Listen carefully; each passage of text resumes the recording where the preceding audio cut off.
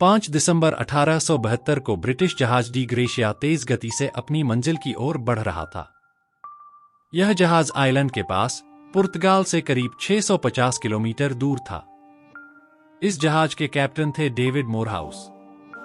Atlantic महासागर में सब कुछ सामान्य था जब अचानक कैप्टन मोरहाउस और उनकी टीम को एक जहाज अपनी ओर आता हुआ दिखाई दिया। जैसे ही यह जहाज करीब आया, कैप्टन मोरहाउस ने देखा कि यह जहाज उनके दोस्त कैप्टन बेंजामिन ब्रिग्स का मैरी सेलेस्ट था। यह जहाज 7 नवंबर को न्यूयॉर्क से इटली के जेनोआ के लिए रवाना हुआ था। लेकिन मैरी सेलेस्ट का रूट अलग था और इसे अब तक अपनी मंजिल पर पहुंच जाना चाहिए था। कैप्टन मोरहाउस को चिंता हुई। उन्होंने जहाज से संपर्क साधने की कोशिश की, लेकिन कोई जवाब नहीं आया। मैरी सेलेस्ट पूरी तरह सुनसान लग रहा था। कोई रिस्पॉन्स न मिलने पर उन्होंने अपने क्रू के कुछ सदस्यों को जहाज की जांच के लिए भेजा। जैसे ही क्रू मेंबर्स मैरी सेलेस्ट पर पहुंचे, वे हैरान रह गए। जहाज पर कोई नहीं था। यह जहाज जब न्यूयॉर्क से रवाना हुआ था, तब इस पर 10 लोग थे। कैप्टन बेंजामिन ब्रिग्स, उनकी पत्नी, 2 साल की बेटी सोफिया और 7 अन्य क्रू मेंबर्स।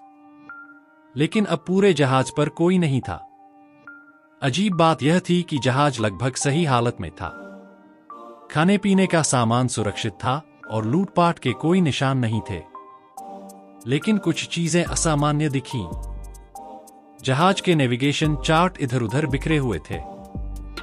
पानी निकालने वाला एक पंप टूटा हुआ था।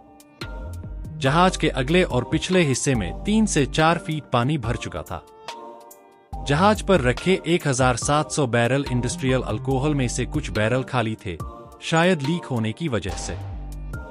जहाज का एक लाइफ बोट गायब था। कैप्टन बेंजामिन ब्रिग्स की डायरी मिली, जिसमें आखिरी एंट्री 25 नवंबर 1872 की थी। इसका मतलब था कि कुछ 11 दिन पहले मैरी सेलेस्ट के साथ कुछ अनहोनी हुई थी। अब सवाल यह था कि जहाज के सारे लोग कहां गए? कोई संघर्ष के निशान नहीं थे। जहाज डूबा भी नहीं था। तो क्या हुआ? इस घटना को लेकर कई थ्योरी सामने आईं। संघर्ष की थ्योरी, जहाज पर मिले स्क्रैच और कैप्टन की तलवार पर खून के निशान से लगता था कि शायद किसी क्रू मेंबर ने संघर्ष के बाद सभी को मार दिया और लाइफ बोट लेकर भाग गया। इंश्योरेंस धोखाधड़ी, कुछ लोगों का मानना था कि कैप्टन मोरहाउस ने इंश्योरेंस के पैसे के लालच में मैरी सेलेस्ट के लोगों को मारकर जहाज को लावारिस छोड़ दिया। संयुक्त साजिश, एक अन्य थ्योरी के अनुसार कैप्टन बेंजामिन ब्रिग्स और कैप्टन मोरहाउस ने मिलकर क्रू को मारने और पैसे बांटने की योजना बनाई। तूफान और अल्कोहल लीक, ऐसा भी माना गया कि जहाज किसी तूफान से टकराया और अल्कोहल लीक होने लगा। जहाज में विस्फोट के डर से सभी ने लाइफ बोट में उतरने की कोशिश की, लेकिन रस्सी टूटने के कारण सभी समुद्र में गिर गए। अल्कोहल की गंध, कुछ लोगों का मानना था कि जहाज पर इंडस्ट्रियल अल्कोहल की तेज गंध से लोगों को चक्कर आए और वे बिना सोच विचार के लाइफ बोट में चले गए।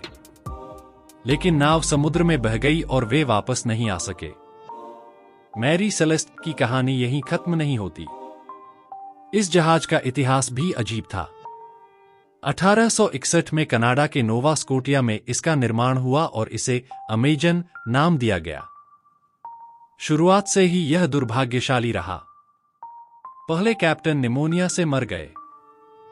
फिर यह एक अन्य जहाज से टकरा गया, जिसमें सभी मारे गए, लेकिन अमेजन को कुछ नहीं हुआ। इसे शिपयार्ड में सुधार के लिए ले जाया गया, लेकिन शिपयार्ड जलकर राख हो गया। अजीब बात यह थी कि अमेजन को कोई नुकसान नहीं हुआ। 1868 में इसका नाम बदलकर मैरी सेलेस्ट रखा गया। इसके बाद भी इससे जुड़े कई लोग रहस्यमय परिस्थितियों में मारे गए। कैप्टन बेंजामिन ब्रिग्स का अंत भी वैसा ही हुआ।